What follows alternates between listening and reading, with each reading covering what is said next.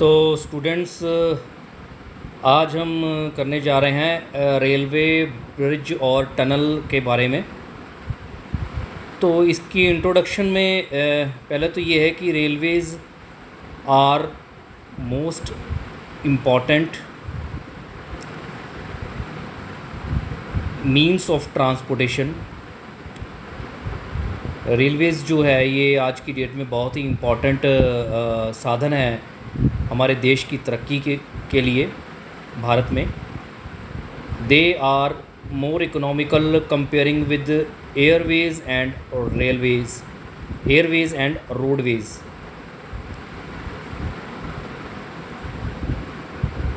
Airways और roadways के comparison में रेलवे जो है वो बड़ी ही रीज़नेबल साधन है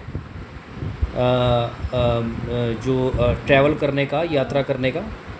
और रेलवेज़ ने इसके साथ ही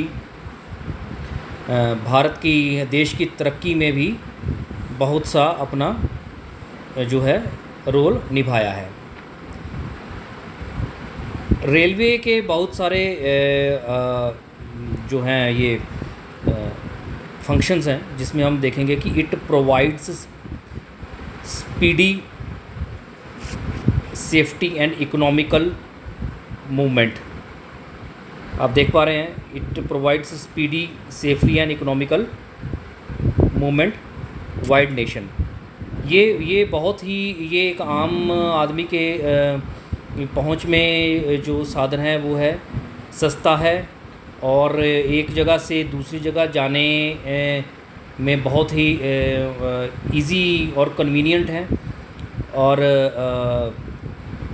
तो ये एक बहुत ही बढ़िया साधन है। दूसरा है कि it provides speedy carrying facilities of raw. बिल्कुल स्टूडेंट्स, ये एक बहुत ही जैसे कि बात कर चुके हैं कि रोडवेज़ और एयरवेज़ के कंपैरिजन में ये बहुत ही कन्वीनियंट है और रीज़नेबल मीन्स है जो जल्दी से जल्दी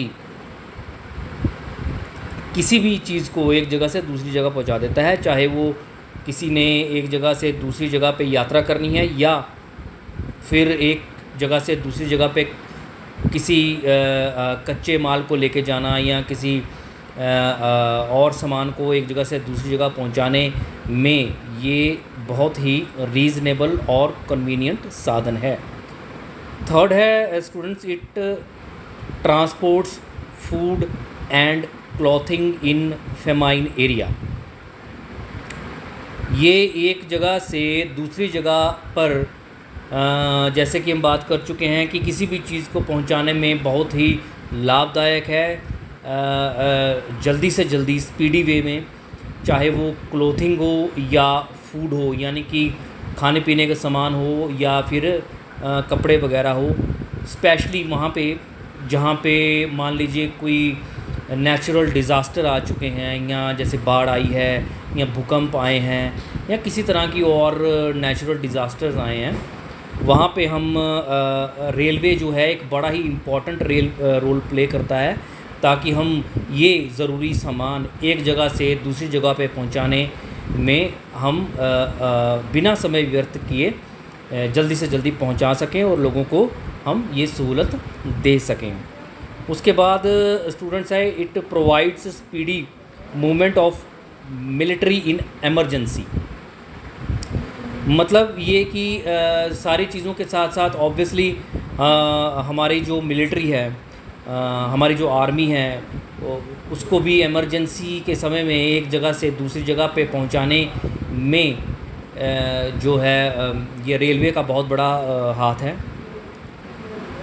रेलवे का बहुत बड़ा इसके पीछे रोल है, क्योंकि ज़्यादा से ज़्यादा बल्क में किसी भी चीज़ को ले जाने में रेलवेज़ का कोई भी कंपैरिजन नहीं है किसी के साथ। जल्दी से जल्दी किसी को भी एक जगह से दूसरी जगह इमरजेंसी में लेके जाना हो, ठीक है, जैसे मिलिट्री की मूवमेंट होती रहती हैं, जहाँ भी कुछ हो जाता है, टेररिज्म है या फिर बॉर्डर पे कुछ डिस्टरबेंस है या किसी एरिया में किसी राइट्स हो गए हैं, तो दंगों में या किसी भी इमरजेंसी में हम मिलिट्री को एक जगह से दूसरी जगह पहुंचाने में ये उतनी ही लाभदायक है जितनी कि कोई और चीज़।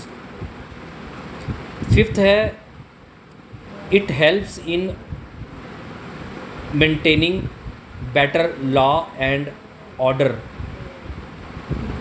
बिल्कुल इन कंट्री बिल्कुल स्टूडेंट्स, अगर हमें कहीं भी लॉ एंड ऑर्डर को लेके कहीं चैलेंज आ गया है, जैसे कि राइट्स हो गए हैं या फिर किसी तरह की कोई टेररिस्ट एक्टिविटी हो चुकी है कहीं पे, जैसे कहीं ना कहीं बॉम्ब ब्लास्ट या फिर किसी भी तरह की टेररिस्ट एक्टिविटी होती है या राइट्स होते हैं, ठीक है, या फिर कम्युनल राइट्स होते हैं, तो उसमें ये सीआरपीएफ मिलिट्री या डिफेंस या मिलिट्री या पैरामिलिट्री फोर्सेस को एक जगह से दूसरी जगह पहुंचाने में, देश के किसी भी जगह पे पहुंचाने में हमारी हेल्प करती है।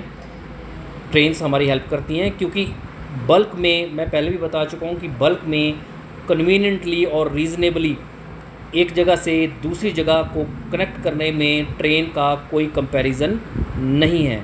सो ये तो फंक्शंस हैं रेलवेज़ के, ये एक जनरल फंक्शन है स्टूडेंट्स, ये याद करने वाली चीज़ नहीं है। इसको आप सिंपल सुन के या अपनी जनरल नॉलेज ये, क्योंकि ये जनरल से सी बातें हैं जो कि हमें पता होती हैं या होनी चाहिए।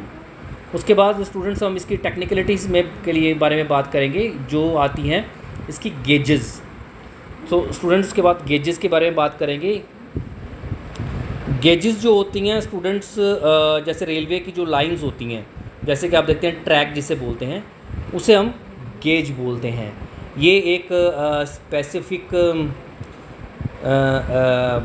स्पेसिफिक डायमेंशन में होती हैं, एक स्पेसिफिक इसकी कर्व होती है, स्पेसिफिक इसकी प्लेसमेंट होती है। तो ये सब टेक्निकली बातें हैं, लेकिन हम यहाँ पे गेजेस के बारे में बात करेंगे।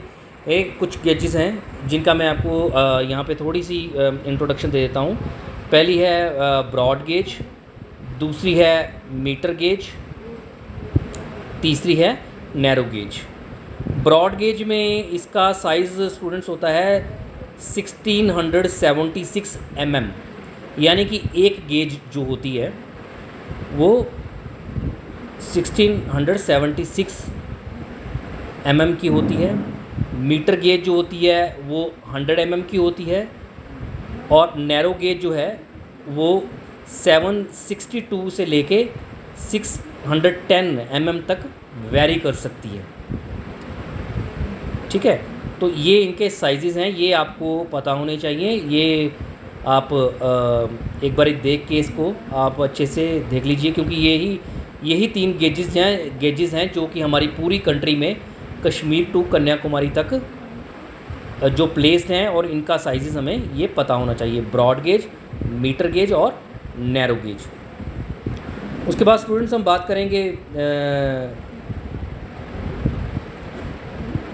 कुछ हेडक्वार्टर्स की। जैसे कि देश हमारा जो है इसमें अलग अलग रेलवेज़ के हेडक्वार्टर्स हैं, जैसे north, south, east and west. तो इसके हिसाब से रेलवे ने इन सभी हेडक्वार्टर्स को आपस में इसको डिस्ट्रीब्यूट किया है।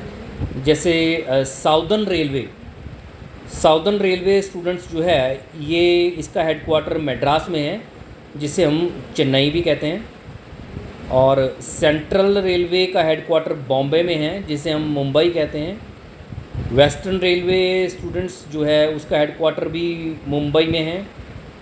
ईस्टर्न रेलवे का headquarter Calcutta, northern railway Delhi, और नॉर्थ ईस्टर्न रेलवे का जो हेडक्वार्टर है रेलवे का वो है गोरखपुर में। तो स्टूडेंट्स यही जो हेडक्वार्टर्स हैं ये हमें हेल्प करते हैं कि उस एरिया की, जैसे साउथ की जो रेलवे की एक्टिविटी है वो किस तरह से होगी। जैसे क्रॉसिंग होती है एक ट्रेन की दूसरी ट्रेन के साथ, आने वाली ट्रेन के साथ क्रॉसिंग कहाँ पे करनी है, अगर कोई प्रॉब्लम आ गई है तो कहाँ पे गाड़ी को, ट्रेन को खड़ा करना है, या कहाँ पे सिग्नल देना है, कब सिग्नल नहीं देना है, प्लेटफॉर्म बिज़ी है या फ्री है। अगर बिज़ी है तो सिग्नल नहीं देना है, अगर फ्री है तो उसे इमीडिएटली सिग्नल दे के वहाँ से ट्रेन को रिलीव करके प्लेटफॉर्म पे पहुँचाने से लेके प्लेटफॉर्म से डिपार्चर करने तक का सारा जो काम है, यही जो जो हेडक्वार्टर्स हैं ये संभालते हैं। तो स्टूडेंट्स, ये अभी के लिए इतना ही। तो ये कुछ बातें हैं, ये आपको याद कर लेनी चाहिए, जनरल बातें। Thank you.